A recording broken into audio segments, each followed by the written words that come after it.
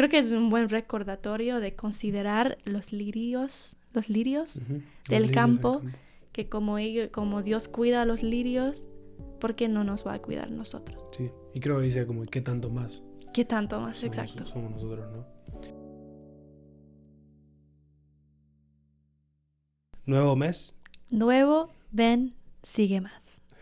Un Demasiado. poco raro no hacerlo tan seguido, pero la verdad que está bueno. Pero bueno, con el nuevo formato del Ven Sigue Más, 3 citas, 2 pensamientos y una pregunta. Sin mucho más introducción, yo creo que podemos empezar. Este mes vimos varias cosas, el Sermón del Monte, vimos cuando Jesucristo habla con Nicodemo, cuando enseña muchas cosas a sus discípulos, a las personas, muchas cosas. Pero bueno, vamos a ver qué 3 citas, qué 2 pensamientos y qué pregunta hacemos. Bueno, mi primera cita viene de Elder Cauce. Y quiero leer la cita antes de hablar de por qué elegí esta cita. Él dijo, Dios no es el Dios de los superhéroes ni de las personas sin debilidades. Tales seres no existen. Dios ayuda a las personas como tú y como yo, aquellas que reconocen sus límites y la debilidad de su condición y buscan su ayuda y guía. No reconocer nuestras limitaciones bloqueará nuestro progreso. Por otro lado, aceptarlos con humildad sienta las fundaciones para el progreso eterno. En este mes pasado de Ven Sígueme, leímos de algunos llamamientos de los apóstoles. Y me gusta el parte cuando llama a Pedro Uh-huh. y ¿es su hermano? No sé, Uh-huh. sí, hermano. Y dice, como son pescadores, ¿verdad? Pero dice que yo les haré pescadores de hombres. Y me encanta esa frase, yo les haré.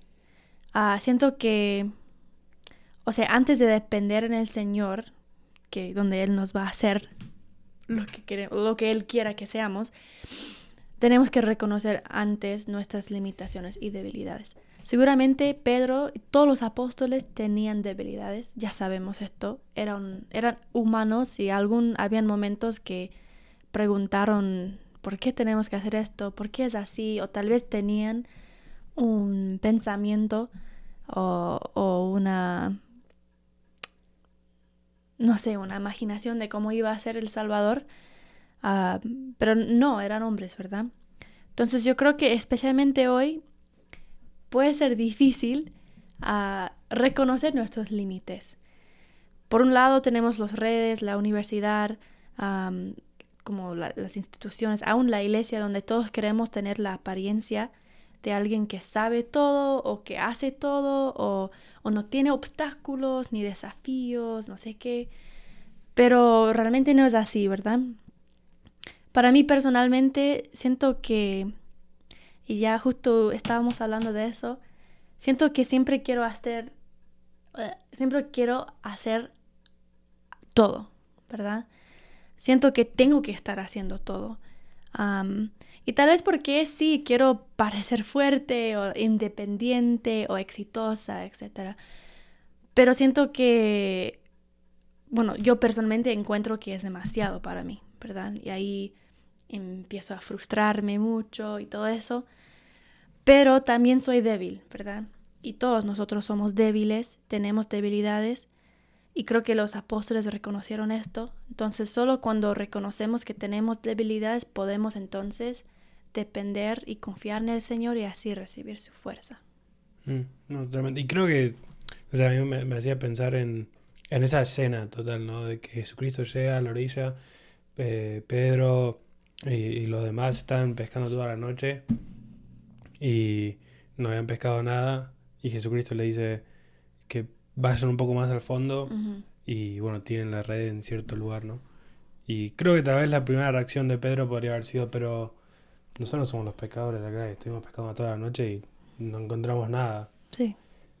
Pero está bueno que se ve la humildad de decir, bueno, a tu palabra, o sea, le obedecieron al Salvador y tiraron la red y bueno, tenían tantos pescados que no necesitaban la barca que estaba cerca para que los ayude, etcétera. Pero de la escena podemos ver dos cosas. Una, que el Señor primero les manda que vayan más allá. Creo que está relacionado a eso que decís de que, bueno, tenemos que afrontar nuestras debilidades, tenemos que ir más allá. El Señor probablemente nos va a exigir que vayamos un poco más allá. Y lo otro es que, bueno, le dijo exactamente a dónde tirar y ahí tiraron la red. Y bueno, que el Señor también nos va a dar muchas veces instrucciones de las cosas que tenemos que hacer y por más que nuestra primera reacción tal vez sea yo sé cómo hacer las cosas o estuve intentando ya mucho tiempo, nuestra reacción tiene que tener más humildad y como Pedro, bueno, tirar la red donde nos dice el Señor. No sé, me hizo pensar un poco en eso. Sí, me gusta eso. Volviendo a una cita, cambiando la escena es cuando sabemos que Jesucristo estuvo 40 días ayunando en el desierto y que fue tentado, por lo menos como dicen las escrituras, por Satanás. Y habría mucho que hablar tal vez de las tentaciones, del significado, el simbolismo, etcétera.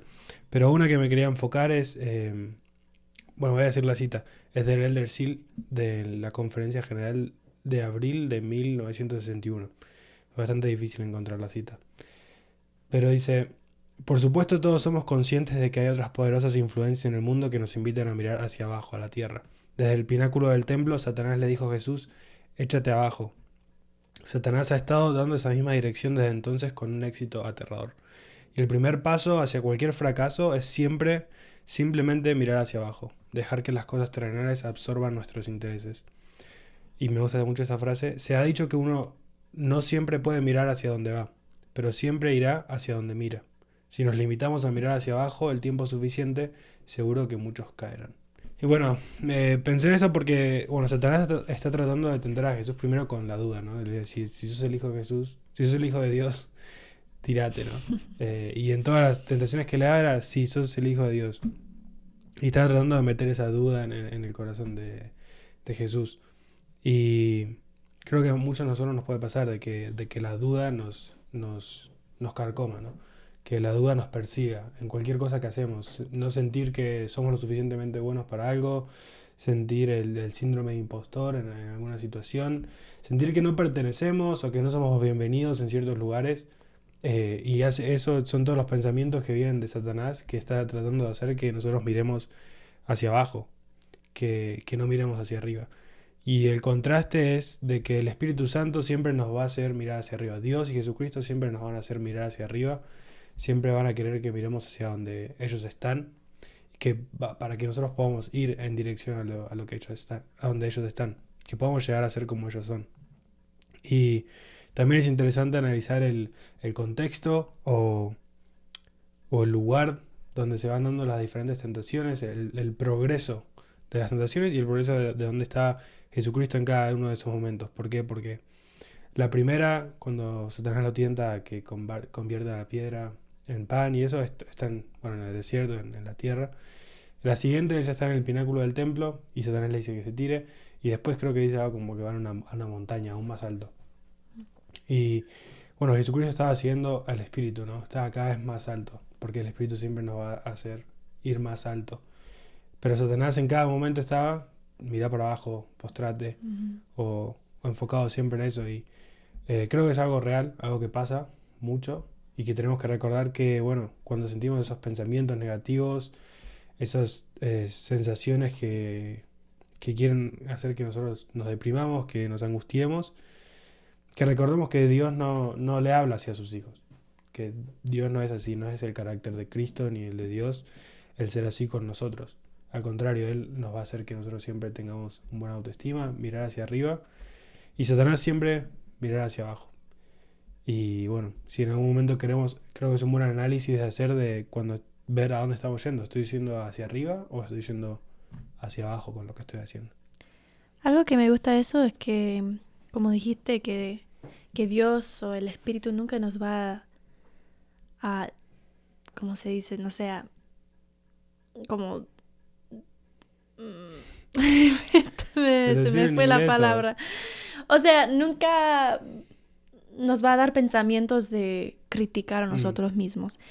Hay una diferencia entre, no sé, ¿cómo se llama? Godly sorrow. Sí, el sentimiento que nos lleva hacia el arrepentimiento, ¿no? Exacto, hay esto, pero también hay no sé, la crítica de nosotros mismos, o sea, tal vez baja autoestima o cosas así. Siento que especialmente como miembros de la iglesia nos confundimos los dos, ¿verdad? Que hay uno que, Dios dice que tengo que ser perfecta, Dios dice que tengo que cumplir con mi llamamiento y todo eso, todo eso, todo eso. Y tal vez pensamos, pero no soy perfecta, no leí mis escrituras hoy, soy muy mala persona, o cosas así. Tal vez yendo más para el lado de criticar o pensar o mirar para abajo, como dijiste.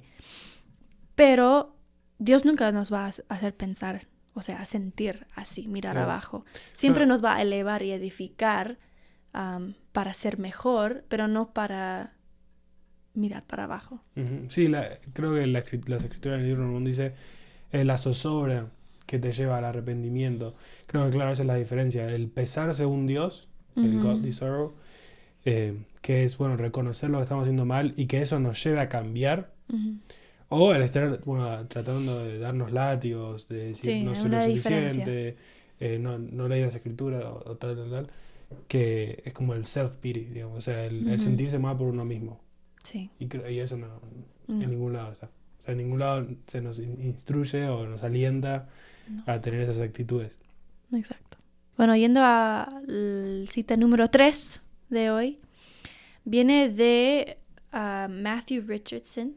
Él escribió un artículo que, bueno, de hecho Shio encontró, pero me lo compartió porque habla de Jesús como un maestro y como me encanta leer todo de ser maestro y cosas así.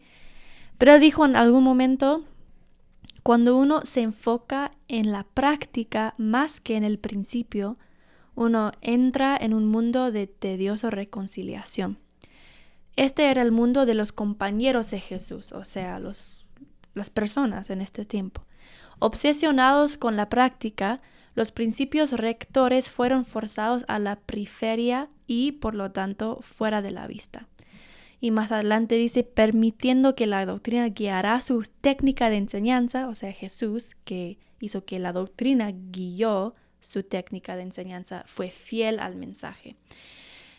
Esto básicamente está hablando de que el principio, o sea, Jesús enfocó más en el principio que en la práctica. Y creo que vemos esto mucho en el Sermón del Monte. Habla mucho de por qué hacemos las cosas, cómo somos como personas, no solamente las acciones que hacemos en esta vida. Y como dice la cita, en este tiempo no era normal. Las personas estaban más enfocadas o obsesionadas, como dice, en la práctica que en el principio.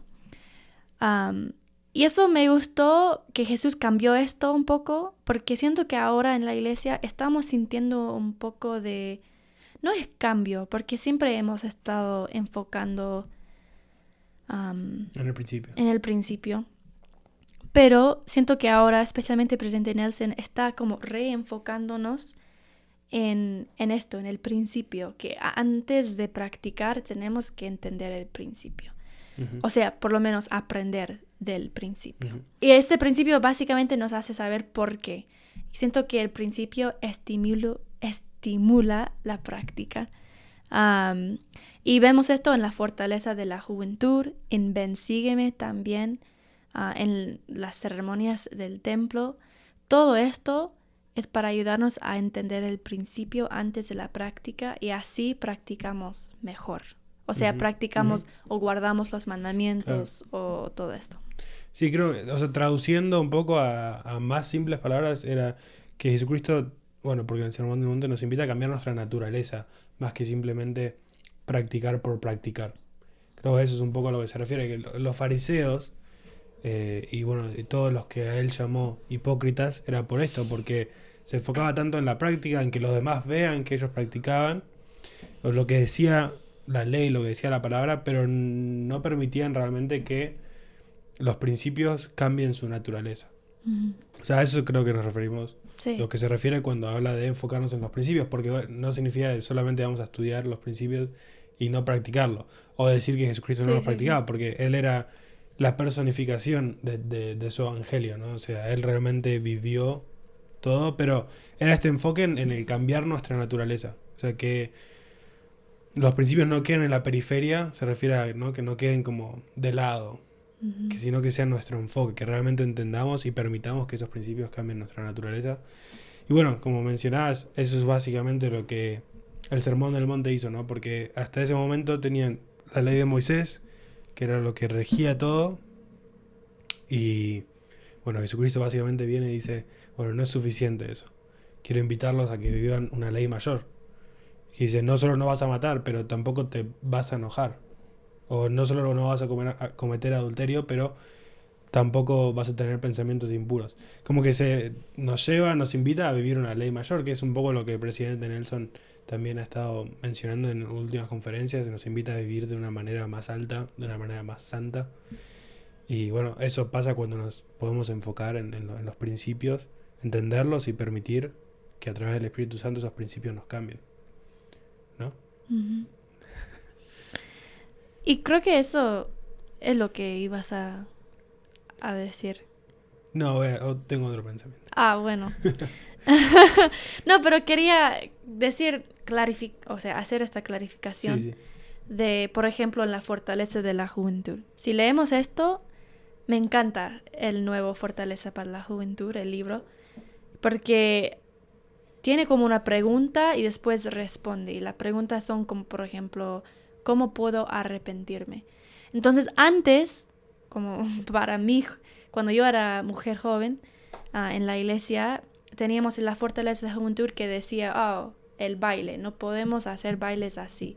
O la oración, debemos orar así. O cosas así.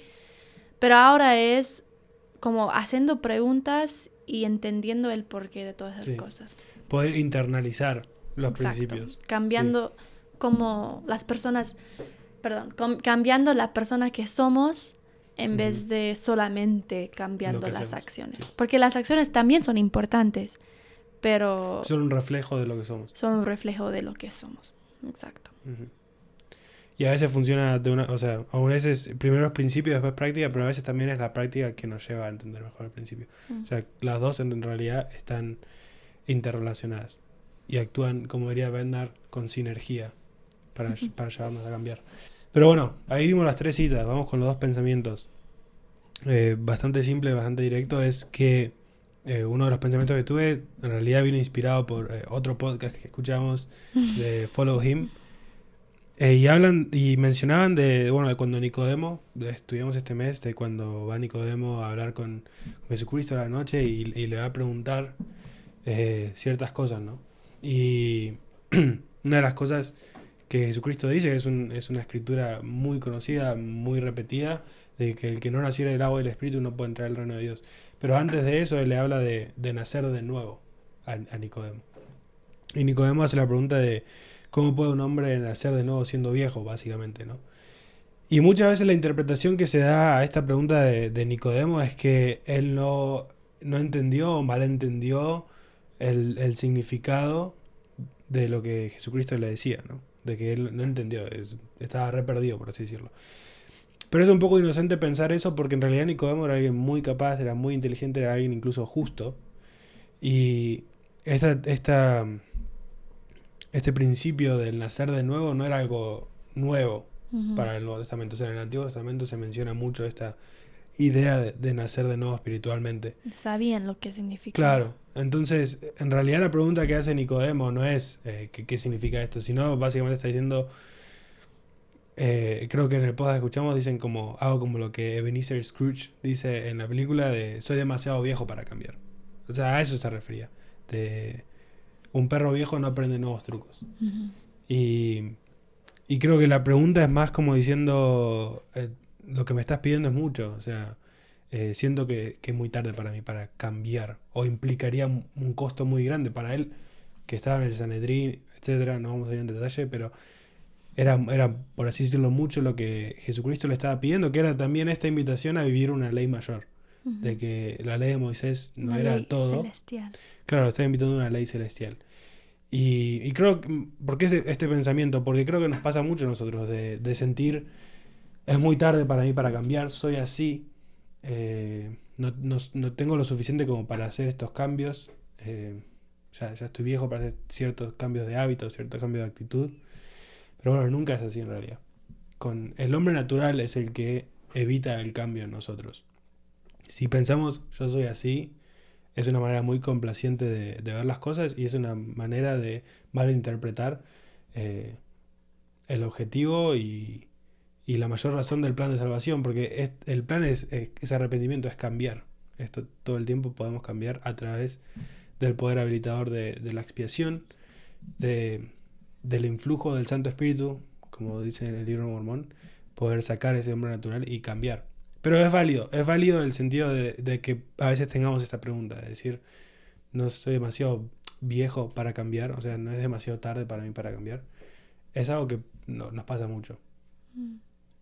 Creo que una pregunta que podemos añadir a eso es no solamente es muy tarde, pero después de tantas veces de pecar o exacto, ¿por qué ahora? ¿Verdad? ¿Cómo va a cambiar esta vez? Siento que también muchas veces sentimos, sí, yo sé lo que tengo que hacer y he intentado muchas veces y todavía no me sale, ¿verdad? Y a veces sentimos, no sé, frustración y decimos, no puedo más cambiar. Así soy, ¿verdad? Bueno. Otro pensamiento. O sea, algo que aprendí esta semana es, me gustó este mes o esta semana. O este mes, sí, ¿verdad? O también esta semana estuve estudiando. Pero la escritura Mateo 6, versículos 28 a 30, habla de considerar los lirios del campo. Y eso siempre ha sido una escritura favorita mía, no solamente por la canción del coro tabernáculo que habla de eso, pero también porque siento que es algo que yo olvido constantemente. que Dios sí nos conoce personalmente, conoce nuestras situaciones y sabe lo que necesitamos, no lo que queremos, ¿verdad? Dios sabe lo que necesitamos. Entonces, ¿por qué tenemos que temer, verdad? ¿Por qué tenemos que tener miedo del futuro o de un desafío? Estoy tratando de no llorar. Estoy haciendo bien. Pero sabemos que Dios sí es muy consciente de nuestros desafíos en nuestras vidas ahora mismo. Pero por alguna razón siempre, no sé, nos frustramos o tenemos miedo o decimos, ¿por qué yo en momentos así? Y algo que estuve recordando esta semana es que la fe es el antídoto, ¿verdad? Así se dice. Es el antídoto del miedo. Entonces, si tenemos miedo, tenemos que recordar que necesitamos más fe, ¿verdad? Si queremos echar el miedo o estos sentimientos, tenemos que entonces confiar más en el Señor. Entonces siento que cuando medito en mi vida, o sea, en momentos de sufrimiento, de dolor, cosas así, que cuando veo como atrás, ¿verdad? O sea, para atrás. Uh-huh. Que el Señor siempre proveyó, ¿verdad? Siempre proveyó para mis necesidades. No solamente para mí, pero para las personas a quienes amo, ¿verdad? En estas situaciones también. Entonces, creo que es un buen recordatorio de considerar los lirios uh-huh. del campo, que como Dios cuida a los lirios, ¿por qué no nos va a cuidar nosotros? Sí, y creo que dice como, ¿qué tanto más? ¿Qué tanto más? Exacto. Somos nosotros, ¿no? Sí, el miedo y la fe no pueden coexistir. Y no, creo que es un gran recordatorio. O sea, todo el sermón del monte, creo que algún día vamos a hacer un episodio analizando todo porque tiene tantas enseñanzas, demuestra tanto este amor, ¿no? Genuino que Dios tiene por nosotros, de cómo nos tiene en cuenta, de cómo nunca nos va a dejar desamparados, de cómo podemos confiar en Él. Y bueno, nomás para cerrar con una última pregunta que viene medio relacionado a este tema de no temer, ¿no? Porque Jesús en el Sermón del Monte dice, temed solo a aquellos que pueden destruir tanto el cuerpo como el alma. En realidad está hablando de los apóstoles, pero bueno, en realidad aplica para todos nosotros de esto, de dejar el miedo atrás, Pero cuando habla de solo aquellos que pueden destruir tanto el cuerpo como el alma. Y tal vez si nos preguntamos quién puede hacer esto, quiénes aquellos que pueden destruir el cuerpo como el alma, y tal vez nuestra primera respuesta o reacción sería, bueno, Satanás. Pero en realidad no. Si lo pensamos bien, Satanás no tiene poder sobre nosotros que nosotros no le otorguemos. Y cómo nosotros le otorgamos el poder es al no arrepentirnos. Y creo que es muy importante considerar eso porque nosotros, al fin y al cabo, entonces somos aquellos que pueden destruir el cuerpo y el alma. Entonces, él nos está hablando de que, bueno, dejemos esos miedos atrás, eh, nos enfoquemos en las cosas correctas y que lo más importante, no tenemos que tener miedo al pecado, pero al pecado sin arrepentirnos, porque nosotros tenemos control sobre si nos arrepentimos y decidimos cambiar o no. Dios nos dio ese poder para cambiar, ese poder para decidir por nosotros mismos si queremos cambiar. Entonces, en realidad lo que tenemos que temer es al pecado sin arrepentimiento, o sea, sin el cambio. Y tenemos muchas herramientas para poder cambiar, empezando por el poder habilitador de la expiación, la gracia de Cristo, pero tenemos muchos seres amados, tenemos líderes, tenemos una estructura formada que nos puede ayudar realmente a cambiar. Entonces,